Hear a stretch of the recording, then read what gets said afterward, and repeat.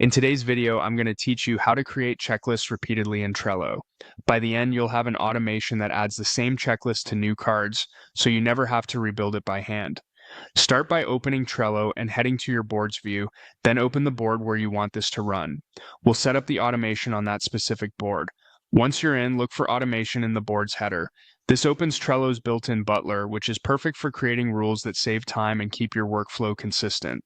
From here, choose rules. Rules let you define a trigger and one or more actions that happen automatically. Click Create automation to start a new rule.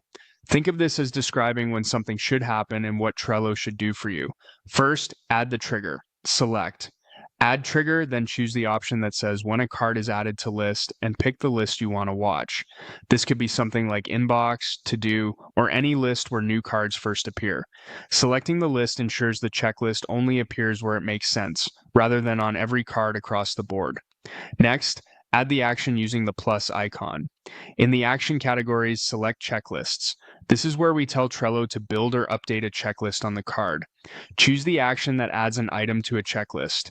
You'll type the checklist item text, what you want the task to say, and the name of the checklist it belongs to. If that checklist doesn't exist yet on the card, Butler will create it automatically, which is handy for keeping names consistent across cards. Click the plus sign to add that action to your rule. If you want multiple checklist items, you can add more actions the same way before saving. This is a simple way to build an entire repeatable checklist, one item per action, so every new card arrives fully prepared. When your trigger and actions look right, click Save. That turns the rule on for this board.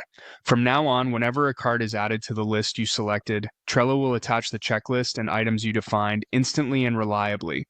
It's a great way to standardize recurring processes like onboarding, content production, QA steps, or event planning. That's it. You've created a rule-driven checklist workflow that runs every time, with zero manual effort. If you ever need to adjust it, return to automation, open rules, and edit or disable the rule as your process evolves.